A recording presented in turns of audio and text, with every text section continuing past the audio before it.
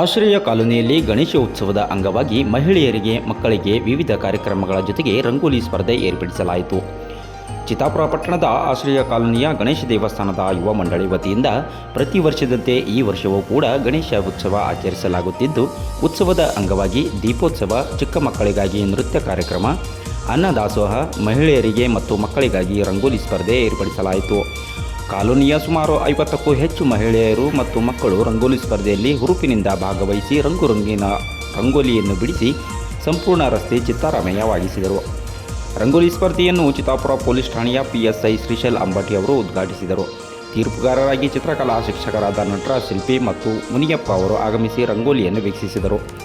ಈ ಸಂದರ್ಭದಲ್ಲಿ ಗಣೇಶೋತ್ಸವದ ಅಧ್ಯಕ್ಷ ವಿಶಾಲ್ ಧರತನೂರ್, ಉಪಾಧ್ಯಕ್ಷ ಮೌನೇಶ್ ವಚ್ಚ, ಸಾಬಣ್ಣ ಹೋಳಿಕಟ್ಟಿ, ಭೀಮು ಬಾಗೋಡಿ, ಸತೀಶ್ ಭಜಂತ್ರಿ, ಶರಣು ಚನ್ನಕ್ಕಿ, ರಾಜಶೇಖರ ಕಡ್ಲಿ, ಮೇಘರಾಜ್ ಗುತ್ತೇದಾರ್, ಸುಭಾಷ್ ಕಾಶಿ ಸೇರಿದಂತೆ ಅನೇಕ ಯುವಕರು ಮತ್ತು ಆಶ್ರಯ ಕಾಲೋನಿಯ ನೂರಾರು ಮಹಿಳೆಯರು ಇದ್ದರು.